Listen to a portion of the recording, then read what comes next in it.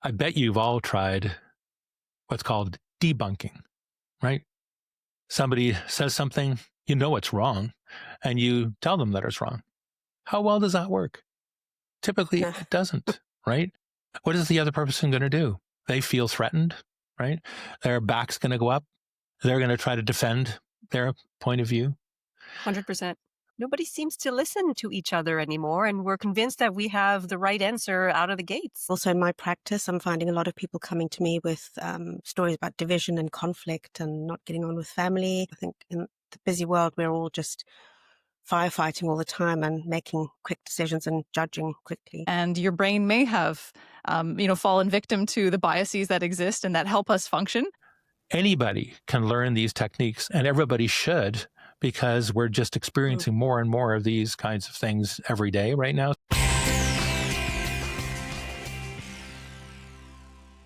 This is the Life Habits podcast series, and my name is Carl Vredenberg, and I am joined by my now regular co-hosts, starting with Mandy Kloppers. Welcome, Mandy. Hi, Carl. Hi. It's quite dark over here and a bit cold and wet near London. Hi. Welcome from London. And MJ, how are you? I am good. Here it's bright sunshine in North Carolina. And Suzanne Clark, who's actually closer to me here, so has been going through some pretty weird weather. Welcome, Suzanne. Hello, Carl. Yeah, it feels like the holidays are here in November. Great. So we've been thinking about the topics that we wanted to cover in a series of these podcast episodes. And for this one, we're really thinking about what is a really important topic to address. We got thinking about the state of the world. Do you feel the world is going in the right direction? Do you feel that you're united with your other citizen in your country, wherever you live, even inside your family? I wanted to sort of get a sense of that to begin with here. I personally, in my many years, and I've probably had more, not probably, for sure, have many more years on this planet than my co-hosts. And I don't think I've ever experienced the world quite this challenging. And so I want to just ask the other co-hosts here as well. So MJ, what are your thoughts on state of the world? Yeah, I'm smiling because I'm eager to get into the topic today because I think that it's pretty dark right now. It seems even bleak. Yeah, that's why I'm wearing green. I'm trying to bring some hope to our listeners and to ourselves, really, because it's hard. Nobody seems to listen to each other anymore, and we're convinced that we have the right answer out of the gates. We are too busy to ask our neighbor how they're doing. We close the garage door and we run in with our groceries without taking the time to say hello.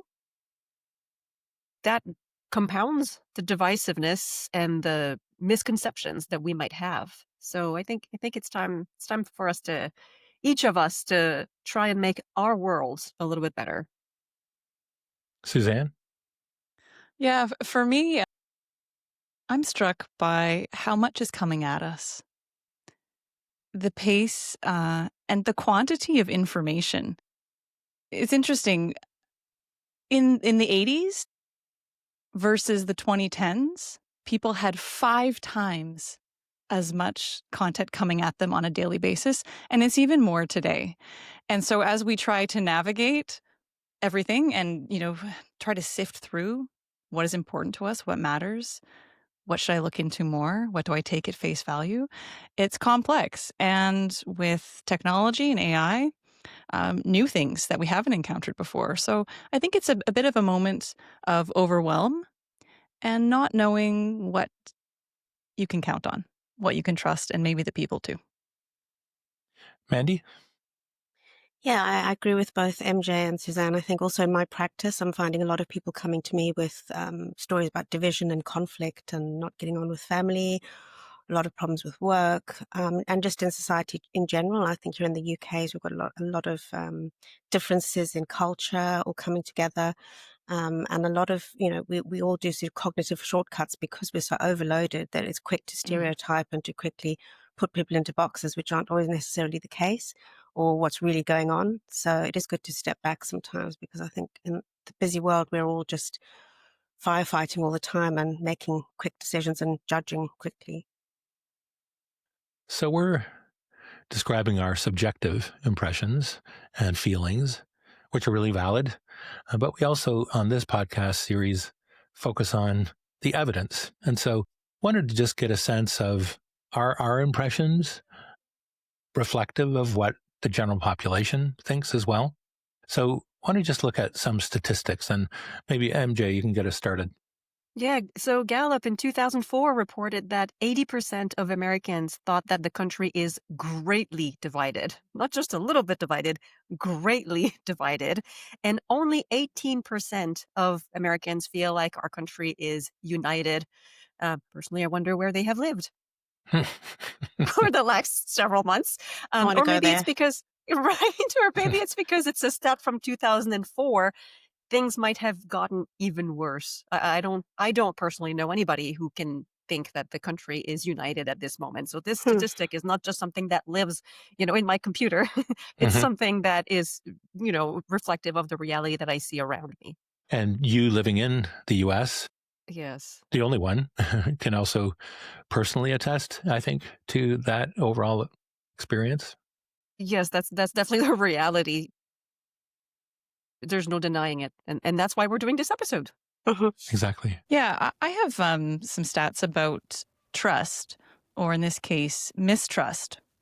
So there have been a few things. An OECD survey of 30 countries recently found that 44% of people reported no or low trust in government. So what you were describing, MJ, it exists really on a global scale too.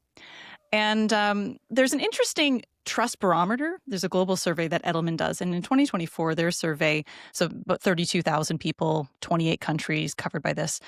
In that survey, in terms of trust of government leaders, trust of business leaders, trust of journalists, hovered around the 36 to 40% range. So, not even 50%. So we're not trusting a lot in some of those leaders that previously we're kind of relying on. And the Ipsos Global Trustworthy Index, again, of 32 countries, it found that 58% of respondents see politicians as untrustworthy versus only 17% of ordinary people. So we have some changes in trust. And I think the two get tied together in terms of our institutions, in our workplaces, and how we are with one another, just, what they call the ordinary people too. Yeah, and Ipsos also found that 81% of people think that political hostility and divisiveness is a serious problem. So just So, reinforcing the mhm. fact that we need to do something about this. Yeah. So we basically are reinforcing our general impressions as well, that this is a pretty serious problem that we need to address. So we've probably made you all very depressed thinking about all of this. We're going to bring you some solutions. So the approach that we want to take to the rest of this episode is to first take you through some insights into the way that your brain works, the way that you process information, the kind of biases that you have that are really at the heart of a lot of the ways that we are seeing things differently in the world. We're going to get into details on all of that. But we really also wanted to give you solutions, right? And it's often the case that people will say, when you talk about any of these big problems, somebody should do something about that. And my approach to that for many things in life is, why not us? Why not me? What is it that you can do individually to improve the situation? Whether it's directly with your family members, you might have some disagreements with, might have significant divisiveness in your family or in your place of work and the like as well. So what we want to do in this episode is first start with understanding the psychological phenomena and mechanisms that are at play here. And then we're going to be transitioning over to getting deep insight into what it is that you can do to improve your day-to-day work. So we're going to be relying on, to begin with, a really phenomenal book that I came across recently from a colleague of mine who told me about this methyl and the book is called Foolproof: Why We Fall for Misinformation and How to Build Immunity. And it's by Sander van der Linden from Cambridge University. I found it phenomenally important and insightful. And the first part, or the first two parts of the book, talk about the research. A lot of that was familiar to me because I studied that in my PhD program. But the third part that we're going to talk about a little later is actually evidence-based techniques to counter what it is that we are experiencing right now. So let's start with just getting a summary of the mechanisms and the kind of research in that first part of the book. And Suzanne, I appreciate it if you could just give us a summary of that. Yeah, and I'm really glad that you introduced me to the book, Carl. I really enjoyed reading it. And I do think that there's something in this book for people outside of research, for people in business, in life. It's just we're all encountering these things. It's hard to know what to trust. And as I was mentioning before, we're inundated. So the book talks about misinformation, disinformation, propaganda, and it does a good job of dividing what those things mean. So misinformation is simply incorrect information, and we can all be the source of that. Disinformation, a bit different. Here, disinformation is misinformation, but with an intent to deceive or to harm. I think we can all think of instances and examples that we've come across where No. that exists. More and None more. come to mind. More and more, especially if you spend any time on the internet. And when you have misinformation, disinformation that's part of a political agenda, then we're moving into propaganda. But the malicious intent is a key distinction. And in the book, van der Linden describes the illusory truth effect. And I'd not heard of this before. But really, the more you hear something, the truer it sounds in your brain. So repetition here breeds familiarity, and our brains mistake that for truth. So visibility even of a claim, that matters. If something is presented to you in bold, easy to read claims, it feels more likely to be true to you. And you can see this, when you hear that and take a step back, you see this operating in all kinds of ads and media and what we have coming at us. So in the book, he talks about what's actually happening in our brains. And because our brains are constantly filling gaps, even think about with vision. You draw on past experiences, you draw on expectations of what things should look like. I don't know if any of you like optical illusions.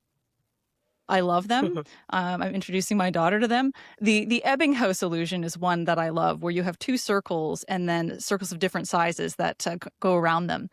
And so this illusory truth effect is what's going on. It's interesting because even knowing that something is an illusion doesn't prevent us from seeing the illusion. We can't always kind of flip our brains. So having the knowledge that something isn't what it seems doesn't prevent us from seeing that, and that's kind of interesting. And if you take into account the confirmation bias, right? That tendency that we all have to seek out information that already confirms the information that we already believe in. Yep. And then when we find it, we give it credence. We say, yep, that must be true because it confirms what I already believe. And if information goes against what we believe to be true, we tend to discredit it more easily and discredit the source as well. And we also tend to remember information that goes along with our personal beliefs more easily than information that goes against our personal beliefs. So I think that that's at play in what you're describing here, Suzanne. 100%, yeah. And the author also talks about what he calls the motivated brain hypothesis, where our brains also fill in gaps based on what we want to be true. So we process information we agree with faster than information that conflicts with a preconception that we hold, for example. So there's lots of forces kind of working against truth getting through in all instances. And, Mhm. and you think about why some of these disinformation messages get a following and get steam. Fake news, often it's sticky, it's simple. Whereas science is nuanced, it's complex. And that's harder to have, kind of punchy headlines and for those to stick in our brains. Our memory doesn't help either. And this was a takeaway I really love from the book. So research that he cites in the book shows that once we're exposed to falsehoods, we continue retrieving false details in our memory. Okay, that's fine. That makes sense, perhaps.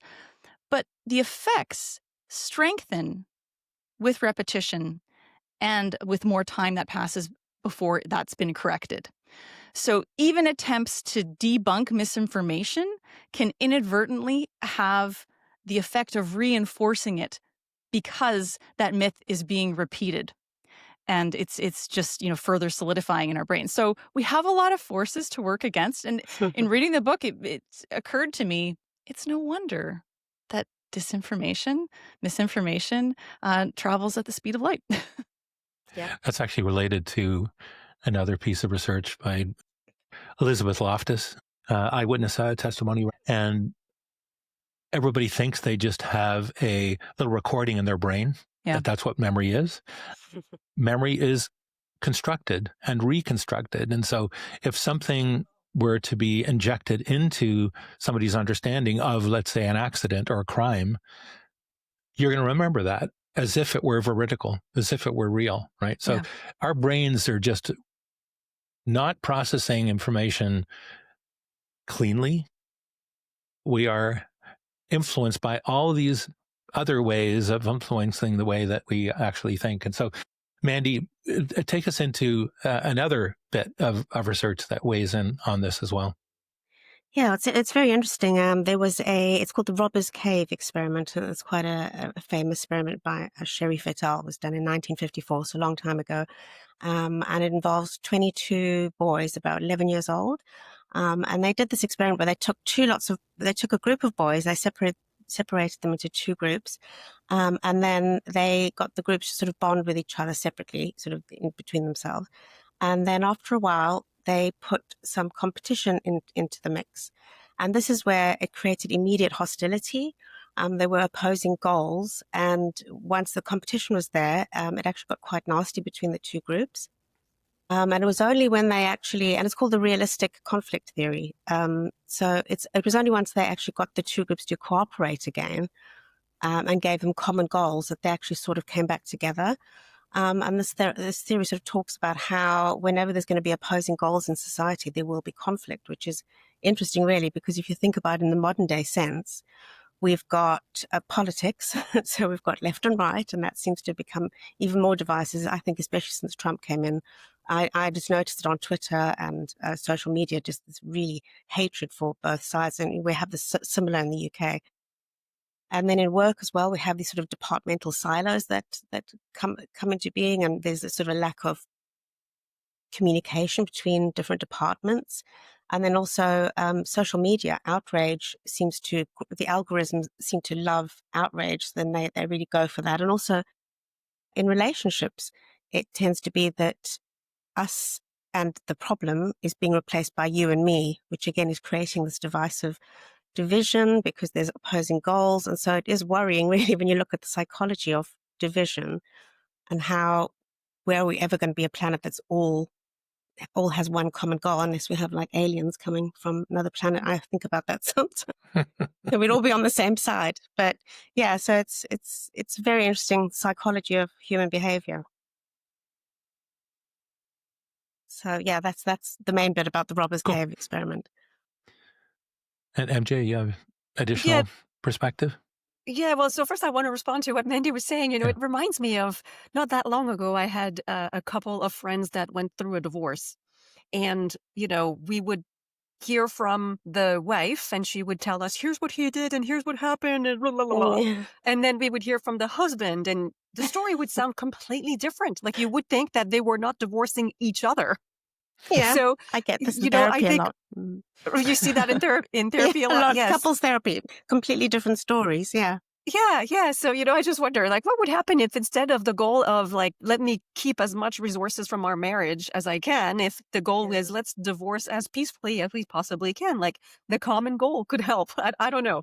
I don't know. We'll get into the solutions a little bit later. Uh, and anybody else has been in that situation where, like, you hear the same story, and I guess it happens to all of us on the news, right? We hear the same story, but if you listen to this news channel versus that news channel, woo, not the same story anymore, right? There's actually an interesting bit that I wrote in a blog post a little while ago while looking at brain structure differences. That explains some of this as well, where people that tend to lean more right wing versus people that tend to lean more left wing, when they actually looked at brain structures, there's significant brain structure differences.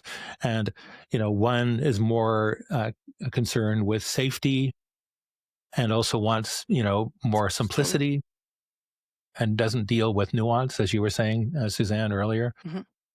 And so as a result, they respond more appropriately to messages that are very simple and that are emotionally laden and the like. So I think it doesn't mean that the direction of causality isn't necessarily clear. It's not this case that you're born with a brain structure that makes you interpret information in a particular way. It could be the other way around, that after you grow up in an environment that has a particular type of persuasion, that your brain accommodates that. But the reality is that some of the time when you are there with somebody that's very different from you, has a different political perspective, for example, and you're looking at the exact same information and you see it totally differently, some of that is actually due to brain structure differences too. Interesting. That makes me Interesting. think, there's a great book I love called Think Again by Adam Grant, and he talks about Mhm. desirability bias. So we see what we want to see as well, and so we talked about the expectation, but there's also kind of the want there, and so all these biases, they prevent us from applying our intelligence to things, and they can actually even contort our intelligence and use it as a weapon against the truth. And Well, it's meant to make things easier, but causes problems. that's exactly the conformity bias. Here's another bias, the Yeah, yeah. conformity Just bias, thinking. which was discovered in 1950s by Solomon Asch. And what he did is that he put one participant in the room full of actors, and he had one line on one side, and he had three different lines on the other side. And he said, which of the three lines that are on the other side is the same length as the one line that we are comparing it to? And everybody in the room except the participant was instructed to raise their hand, so it was visible, for the wrong line. And the participant, looking around thinking, well, clearly the answer is B. Everybody's raising their hand for A. Am I wrong? Do I see it correctly? Are my eyes not Mhm. working today? And in 75% of the cases, the participants would raise their hand for the wrong length, Mhm. knowing full well that it was the wrong answer because they were self-questioning so much or because they just wanted to conform to the social pressure of Yeah. saying, yeah, the answer is A, when the answer was really B. Fascinating. I remember something about conformity bias, and they said that one of the spacecraft that went up into I think it was the moon. They were going to just do like a landing, and it blew up, and that was down to NASA's conformity bias within Mhm. the organization. I don't know if either of you've heard of any of you've heard of that Yeah. story. Quite interesting. Yeah, very interesting that was what it actually was down to at the end. So quite dangerous conforming Yeah. sometimes. Yeah. Also called groupthink, right? In the sense Yes, Also that, called quite right. groupthink. Very yeah, Yeah, true. can be. where Yeah. you're more likely going to conform to the group and the like. And a lot of this, so all of these are fundamental mechanisms that is affecting the way that you're processing information. And they all reinforce each other, right? You like the conformity bias or the desirability. Woo! English is not coming out easy You got today. it. You got it. You got it, right? Desirability bias will help you decide what you think is correct, and then the confirmation bias is going to reinforce that thought, and so on and so forth. Yeah. So, and then you're going to get along more easily with those who confirm what you've already decided, Yeah. or those who conform to your expectations, and you'll seek out sources that continue to feed that loop. So it keeps on being self-reinforcing. And this is why the divisiveness that we see nowadays looks like it cannot be reconciled. Well, But also, put just it, sorry, just go a ahead, quick go one. ahead. Yeah. Evolution. If you think about evolution and the fact that back in those days, if we didn't feel part of a group and we were left out, we'd probably get eaten, or our chances of survival were so much lower. So I think that's still sort of in our DNA, that we feel like we need to conform in order. It's less so that we need to do that. We're not probably going to get eaten or be in as much danger, but it's really deep within the human It's condition. In an organizational context, that matters a lot too. When you look at organizational culture and the degree to which people feel that they can bring their uniqueness, but also there's a high sense of belongingness, that this is where I'm belong and I'm part of the in-group. And when you look at organizational change strategies, which many of them fail, a lot of it relates to how it's presented and the culture that exists there too. So I think it impacts every aspect of our life. All right. So let's think about, what does van der Linden prescribe as a solution? And when you think about it, what have you tried in the past yourself, right? I bet you've all tried what's called debunking, right? Somebody says something, you know it's wrong, and you tell them that it's wrong. How well does that work? Typically, it doesn't, right? What is the other person going to do? They feel threatened, right? Their back's going to go up. They're going to try to defend their point of view. 100%. Right? Double down. Double down even. Exactly. And so you're not going to have made any positive direction or impact on the challenge that you're trying to solve. So what's interesting about van der Linden's work, he argues for not debunking, but pre-bunking. Interesting. And he actually makes the comparison to viruses, and that misinformation and disinformation is really like a virus, right? That you need to inoculate against. And just like if you get an illness, it's harder to get rid of it.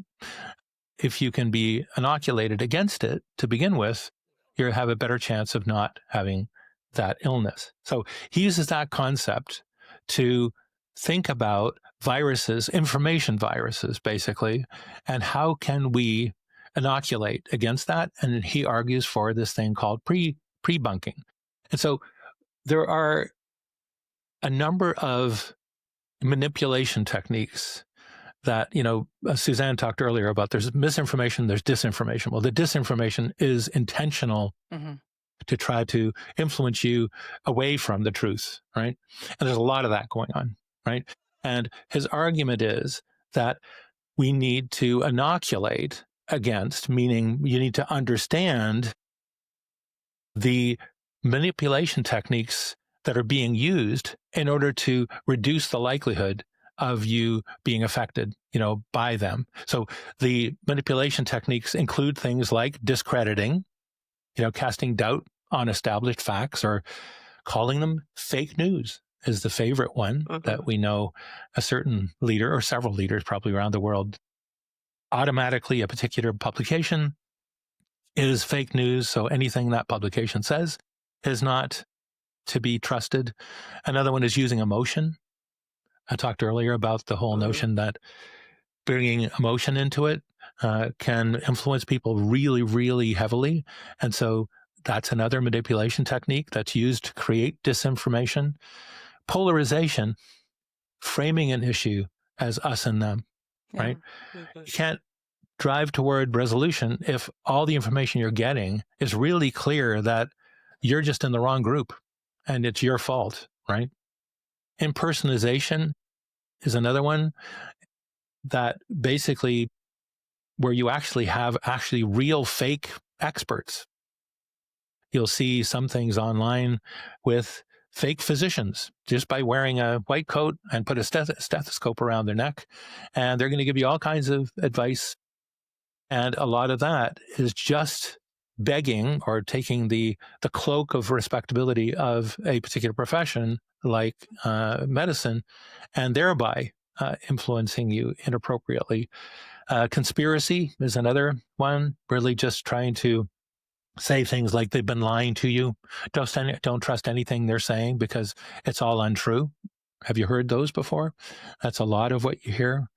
Trolling is another form of a manipulation technique, just provoking, baiting, mocking people and like giving them names. And then false dichotomies. And that's really, again, getting back to what Suzanne said about a notion of that there's nuance in a lot of situations. It's not just, one thing or the other or black and white. And oversimplifying a particular topic is a manipulation technique. All you need to do is this. Well, it's more complicated than that.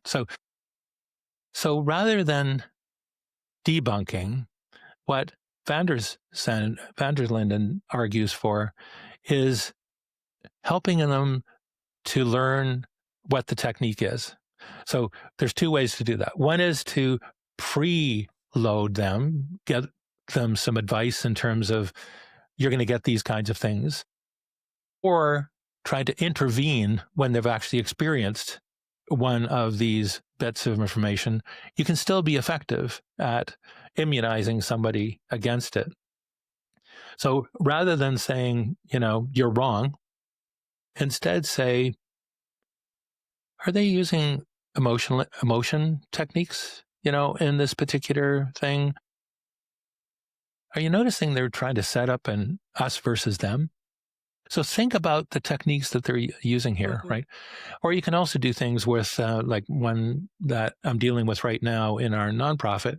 We're talking about plant-based, trying to get people to eat for the sake of the environment and for their health and for animals to eat more plant-based. And somebody will say, and I've experienced this many times myself, when people are saying, I want to get strong. I can't get strong on plants because plants don't have protein. So rather than saying you're wrong and here's all the reasons why, instead say, do me a favor. Go look up yourself. Look up where animals get their protein, especially the strongest ones, like gorillas, and hippopotamuses or whatever, right? Look it up themselves. So here, there's two aspects to this technique. One is you're not confronting them, just saying, check it out yourself. That also, when they look that up, they're looking up information they found, right? And so it's not you. So you're not going to be the one that's going to be blamed for it. The other thing is that if they're looking it up for themselves, they're more likely to internalize it and really take it as something that they now have learned and are going to start to practice themselves. So it's a really simple technique, like a lot of these things are, but you can also practice it. So what they've done, so van der Linden in the book actually talks about that they were asked by the UK government, I think, and the Australian government to help during the pandemic to deal with anti-vax messages and the like. So they did a whole lot of research and showed the approaches that they're using here to pre-bunk were really effective at getting people to understand real science, for example. And they also decided to create some educational materials. So they created a game, an online game that you can go to and try yourself. So you can go to badnews.com and it'll take you through learning the techniques for how to create misinformation and disinformation so that you're going to be able to identify it instantly when you see it. So somebody that's very susceptible to this, and we are all susceptible to it as we've been talking about, especially in the confirmation bias sense, things that look right to us, we're more likely going to be influenced by these techniques for things that look plausible to us, right? But anybody can learn these techniques, and everybody should, because we're just experiencing more and more of these kinds of things every day right now. So you can go to that badnews.com page. You can also look for some videos right here on YouTube. So just put into the search bar pre-bunking manipulation techniques.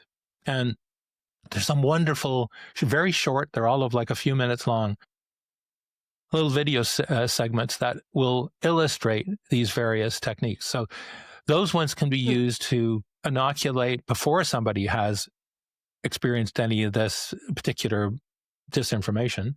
So somebody can be more effective at doing that. But it'll also be the case, like I said, in my plant-based example, you can also still intervene, but in a kind way, and trying not to make it more explosive than it already was. And lastly, you can use this yourself. We all know, as we've been talking during this episode, that we all suffer because we all have brains and we all work, and our brains work like many others in terms of these various biases, for example, that we have, right?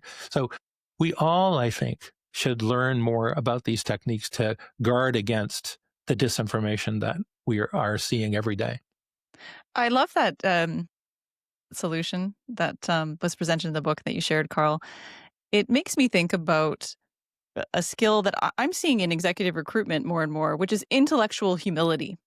And so the degree to which you can model that for others while you're trying to point out or debunk misinformation, I think is also powerful. And so really that is an awareness of knowing what you don't know and being open to the idea that, yeah, I might not have the truth in hand, and your brain may have fallen victim to the biases that exist and that help us function.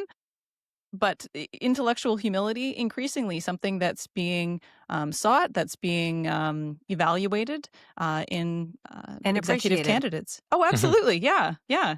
And I think people want a leader that they can trust and that is willing to say, yeah, I'm open to changing my mind because I see that the facts have changed or I didn't have this nuance.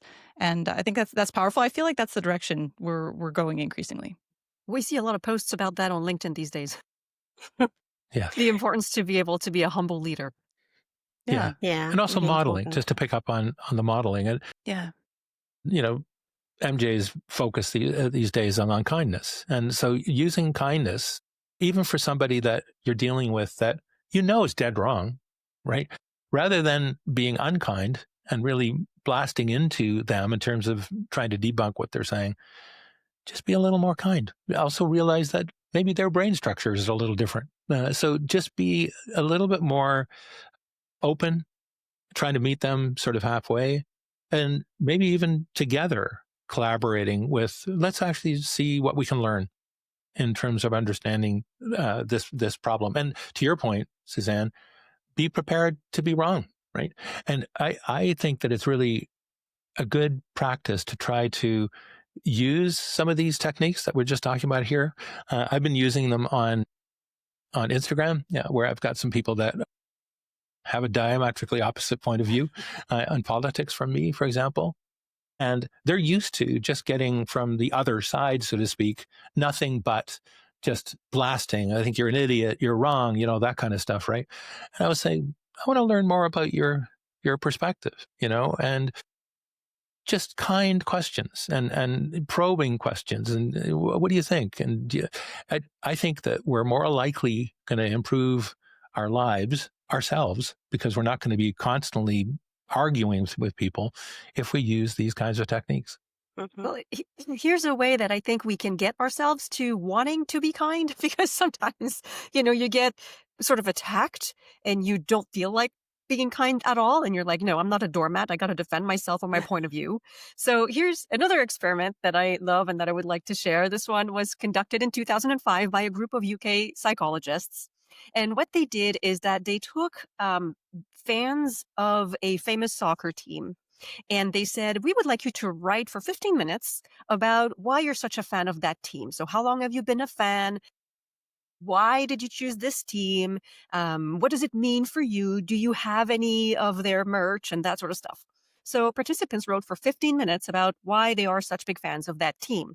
Then, participants were asked to move from room A to room B. And in that motion of moving from room A to room B, they saw a guy that was staged, an actor, who was running and who slipped on a patch of grass. After slipping, he held his ankle and screamed in pain. So the question was, are the participants going to help the injured? Well, when the injured wore a t-shirt from an opposing team, only 30% of people stopped to help the injured. When he wore a plain t-shirt, just a slight increase, 33% of people stopped to help. But when he wore the t-shirt of the team they had just written about, 92% of people stopped to help. Then they Wow. did a second version. Right, big difference, right? They did Amazing. a second version. Go ahead, Mandy. So it's just amazing. Just shows It's you the it's our definition affiliations of and how we the think. in-group versus the out-group, right? Yeah. So then they did a second version of that study. And in that case, instead of asking participants to write about their specific team, they asked participants to write about why they love soccer. How long have you played? Have you ever coached a team? Are your kids involved? Anything that you want to write about that tells us about your love and your commitment to the sport. And in that case, when they saw that guy running and slip on his patch of grass, 70% of Hmm. people stopped to help him, even if he wore the rival team's t-shirt. So Very interesting. just broadening how we see our in-group and our out-group makes such a difference. And of course, instead of saying, oh, I'm a Republican, oh, I'm a Democrat, if we could just learn to say, I'm an American, right? Or if we could Hmm. just learn to say, I'm a human being and I want what's right for this world, then it helps us open up our minds to being a little bit more humble about our point of view and our own Mhm. misinformation, and try to be a little bit more open to what the other party is bringing to the conversation and to the argument. So I think That's that's a really good good. way for us to start to look at it more kindly. So kind of going from a micro to a macro view, kind of bringing yourself further out, and then that sort of makes those divisions more invisible. That sounds really I good. like that. Very true, Mandy. I'm thinking about the priming that took place. Yes. And so the prompt around focusing on your group only versus focusing on the broader. And there's probably some interesting applications about how we can call people in in a more broad way versus the ones that we identify with most closely only. Right. Yeah. Yeah, I think the makes other one that I sense. would add is that amplifying what you were saying as well in terms of what our collective goal is. And a lot of the time we, like you said, Mandy, in terms of the micro versus macro view, I was doing a session with a bunch of university leaders in Canada, and they were all being competitive with one another. A lot of education Typical. in Canada is paid for by the taxpayer. And so I said, aren't we all interested in creating the best students and creating the best education for the citizens of our country? And they're Collective like, we've, success, we've yes. never thought of that. And so I said, okay, so why don't we work together rather than you trying to be competitive with one another? Why don't we actually have a common? And every society has that, but Mhm. we tend to be so competitive with one another and between rival political parties and stuff like that Yeah, that we're missing the overall plot. that's so true. It's the scarcity mindset, right? Like there's only so many resources we got to compete for, as opposed to the abundance mindset that there's enough Yeah, for everyone. yeah, like the Robbers Exactly. Cave experiment. So true. Yeah. Hmm. So Mandy, talking about increasing and engendering trust, why don't you tell us a Yes. little bit more about that? Yes, well, I was thinking about the topic of trust. It's such a huge topic. There's so many reasons why we trust or we don't trust. It goes right back to our childhoods and the attachment that we have with our parents. Do we trust our parents or not? Some people have lovely parents and you feel secure, and some people have parents that are neglectful, and you don't trust as easily. So you've got that going on. You've got gender differences. Women tend to trust a little bit more than men do. There's socioeconomic reasons. There's really, I've made some notes just in case I need to check with them. But there's so many reasons. There's also cognitive bias, which you've talked a little bit about as well. I'll go into that a little bit more. But that aside, there is a psychologist called Sperber, and he came up with something that he said that we all have this natural sort of mental spam filter, and he calls it, let me just see, epistemic vigilance. So this is the good news, that our brains naturally have this way of evolving and looking for the worthiness in a source, the contextual consistency of something, and the plausibility of the content. So we naturally do look for that. Thank goodness we don't just go and believe everything that comes to us. But what's interesting about trust is that it tends to be a feeling first, and then a thought, and then behavior sort of sustains that thought. So we have to go beyond the initial reaction that we have and that feeling, and use some of these techniques that I'm going to discuss now to kind of improve our vigilance trust muscle, so to speak. So these are based on neuroscience, and it involves strengthening our beliefs in our own interpretations, and sort of following on what you've all been saying. And Suzanne had mentioned the intellectual humility. It's really important to pace yourself when you're being bombarded with lots of information. Is just stop, pace yourself, and just think, what else might be true here? What else is going on? To just have that critical thinking, which is tricky sometimes when we're all so busy and we're bombarded. Like, okay, I'll take that bit, I'll take that bit. And we just kind of integrate that into our existing framework.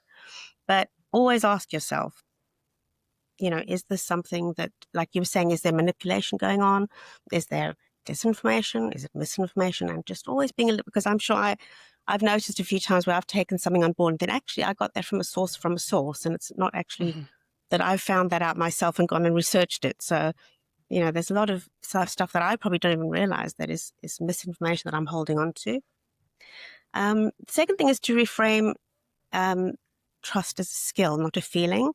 And this involves like active little strategies and behaviors that you can do. So, ask somebody to do a small favor for you, or put your trust in someone that you wouldn't normally. It doesn't have to be, it could just be baby steps. But that way you strengthen that part of your brain that knows what trust feels like, and it actually can really help you to have that natural spam filter going on for you, that epistemic vigilance. So really trying to actually make little trust experiences, behavioral experiments that we like to call them, in your life. So that can help as well. And then I also want to just say, be aware of cognitive distortions. We have a lot of things going on. We make assumptions about life, and look for the evidence. Look for what might back that up. If there's another way to look at something, that intellectual humility we were talking about, and also, like you were saying earlier about emotion, fear spreads messages quicker. So we tend to believe things that are fearful, and also grounded authority bias. If something seems like it's come from a well-known source, or it could be incorrect information, but if it's a authority on a subject or a celebrity, we tend to just go, oh, okay, that's true, and it might not be. And the one other thing I wanted to talk about was the Steelman technique, which I think is quite a good way to test out information. So instead of arguing with your opponent or the person with the opposing views, try and look at instead of taking their weakest argument, take the strongest argument and see if you can build on that. So you're sort of almost taking their side and trying to see where that leads you. And I think that's a really good way of going, oh, actually, there's more to this, or going, no, I think I prefer my own view. But it's a really, really great sort of activity, behavior that you can try as well, to just look at what was out there before closing things down. And then summary on that is just, if you want to engender trust, it's consistency, it's authenticity, reliability, and credibility that will help meet the criteria that our brains look for that epistemic vigilance, and allows us to trust, because there's so much not to trust. So I hope those are good little nuggets of wisdom that could help people sort of on the application It really was. side. You reminded me of an episode we did before where I think you also talked about don't believe everything you think. So the misinformation may be coming out of your brain, right? And that you've made your own conclusions, even about your own life. This isn't coming from governments. This isn't coming from anywhere else. It's coming out of your own brain. So there again, realize that not everything that you experience is veridical or is real or is factual. You need to even challenge yourself. Our brains trick us a lot with lots of different things, like Suzanne was talking about closure, where it goes, oh, okay, I'll put those two together. Or we stereotype because we just have that, it's called heuristics, and it's just how the brain puts things together because there's just so much content. And I think it's getting worse and worse. So we're probably even making more leaps of faith in terms of what we believe. So we have to be even more vigilant, really, which is tricky because we've all got long to-do lists as well. So I don't know how. On that, with the leaps, I think there's another thing that's happening that's maybe stacking the odds against us a bit in terms of having clarity of information and developing deep trust. And it's social media algorithms, which love bold, divisive statements. And Outrage. yeah, you see them everywhere. And today, engagement increasingly means keeping eyeballs on a screen, on a post, on a video, on a website. And where that is the primary driver, it's not about truth or authenticity or what is real necessarily. And so we have to be aware that our brain is predicting things and what we're being fed. We have to be actively questioning, not just reactively, but really actively being open-minded and trying to take things for what they are, knowing that there's motivations behind them that aren't related to us getting pure information, true information, always. We Very grow true. immune to it, right? Like we're so Yeah. used to the big, bold statements and the big, screaming headlines. It Yeah. kind of becomes the norm. And so what used to be a perfectly normal headline now would probably go unnoticed, even in the way we talk. Like, when do you hear someone like, hey, what did you think of this movie? It was awesome. Like, was it really that great? Or was it Yeah. just good? Right? Like, we use a lot of the English does not want to come out. Superlatif in French. Superlatives, yes. Superlatives, yeah. Superlatives, that's right. We use a lot of them when we speak, and it's as if just the normal adjective is not good enough to describe how we feel anymore. It's desensitization, isn't it? That we just, all the stuff that's coming along and we're just sort of getting a bit bored of it and it's kind of wearing off on us. So we need more and more. I do wonder long term what it's doing to the brain, all this social media overwhelm, and you just always on. I don't know how you guys feel, but phones always got messages and there's emails and it's just never ending and all information. Like, what do you do with it all? My poor brain. Yeah, What maybe to we should have an trust? episode on, like, there's so much advice being shared on all platforms. Yes. Here's how you do this. And a lot of them come with an acronym or 5 steps or whatever. I feel like we consume all this information, Yes. but we never have the time to actually put it into practice. That could And be not another all of good topic. and not all of it is evidence based like ours when Yeah. we help Yes. people. And So not all of it is worthy of our effort. no, it's true. So mentioning that there's a whole lot of advice that people give, we just gave a whole lot of advice I know. ourselves Yes. in this episode. But we were Reflecting on that. evidence-based. And it's worth mentioning too, though, it's not just even general social media. Like, I've been looking a lot into best practices that are advised for YouTube and YouTube thumbnails. The advice that's given is you need to make them shout. You need to make them Yeah, you really gotta short. look like this. You need to make exactly. I know. So it's really Bright colors. and that feeds the algorithm too. So we are slaves to the algorithm in the machine. We're also slaves to the algorithm in our brains. But there's hope, and the kind of advice that we've been providing here in the latter part of this session, I hope you'll take to heart. And we would like to encourage you all to not do it all at once. Choose one of the things we've talked about here, whether it's the badnews.com game you want to go do for a bit. You want to try some of this pre-bunking. You want to engender more trust in terms of the things that Mandy talked about. Whatever really resonated with you, later today, maybe even an hour right after you watch this or listen to this, try to actually practice this. Get started on it and make a plan to do this on a regular basis. And you might take some other of our advice a little later to really build up your muscle for being able to, pre-bunk information and to have a better handle on detecting the ways in which you're being manipulated, because we are all the time, and including our own brains, as we talked about as well. So to be a really healthy, balanced person in society and work with other people that are also the same, there are these techniques that we're talking about here on this episode that you can start to use. Any final thoughts from anybody? I'll maybe say a word of hope. Going back to Mhm. the 2024 Edelman Trust Barometer Global Research Survey, they found that in organizations, employees who were more trusting of their leaders were those who felt that their leaders trusted them. So there's a reciprocity, and the differential was really significant. So the more trust that was shown by leaders, the more the teams felt that too. And so maybe that's a step. Mandy presented some great tips for how to develop that skill and to know that can not just increase your own trust, but the trust that others will show towards you too. So I feel like that's a hopeful takeaway. Yeah, and it's probably similar to the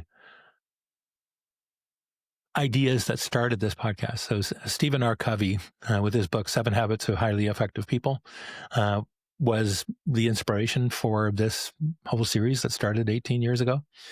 But he has one that focuses on the emotional bank account, and that you need to make investments in your friends and family, the emotional bank account you have with them. So even if you're going to do some of this, pre-bunking that we're talking about, you probably need to go build up the emotional bank account a little bit first so that there's some trust. And then you can deal with tougher issues over time. But spot on, Suzanne. I think it really is reciprocal sharing is really, and demonstrating that you care what the other person is like, is really core to a lot of this as well. So listen, we've been talking for a long time. There's a lot to go through here, but we want to thank everyone that's been listening and viewing this episode, and want to encourage you to go to lifehabitspodcast.com. That's where our show notes will be as well, in terms of anything that we covered in this session. You can also get a hold of us there. You can write to us, feedback. You can also suggest additional topics. We also want to encourage you to subscribe to this podcast, whether it's on a podcast platform or on YouTube, and also to make comments and share this if you think it's valuable. Share it with your friends. We're really excited about bringing you regularly evidence-based advice for developing really good habits to make you more successful, and also everybody around you as well. Thanks ever so much to Mandy, MJ, Suzanne for another great episode. And And to we you. will talk to you all next time. And bye for now.